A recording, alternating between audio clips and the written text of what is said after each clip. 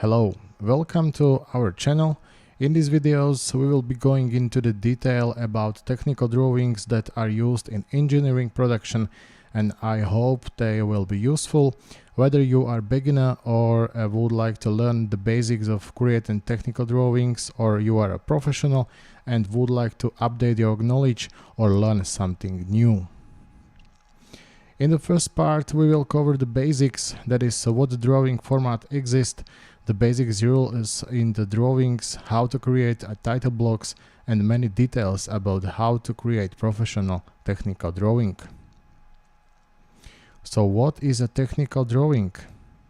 Technical drawing is technical information presented on an information medium, graphically presented in accordance with agreed rules, and it is a carrier of a technical idea, a graphical representation of the designer's product. Technical drawing is some type of communication between the designer and production and contains the necessary data for the manufacture of a component or device. Prescribes shape, dimensions, type of material, accuracy requirements, and more. Technical drawings in engineering production are generally of only two types, namely the part drawing and the assembly drawing.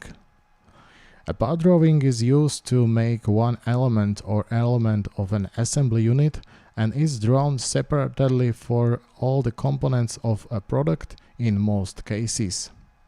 A part drawing doesn't need to be made for parts resulting from the subdivision of source material, standardized and purchased parts, and parts which can be clearly described in the bill of materials.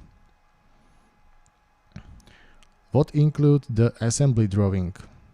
Assembly drawing includes the relative position and the relationship of the components for assembly and inspection contents of the detail of weld, fits, surface treatment, and references to product parts. In this drawing are shown the main and connecting dimensions. In assembly drawings may be indicated details of the function of the products and the relationships of its parts, representation of the moving parts of the product in their extreme positions with the corresponding elevations, and representation of adjacent products and quotation of their relative positions. That's it. It's very simple. Now you know that there are only two main types of technical drawings, and in next video we will look at the dimensions and formats of technical drawing. If you like this video, please give us a like and please subscribe to our channel. See you next one.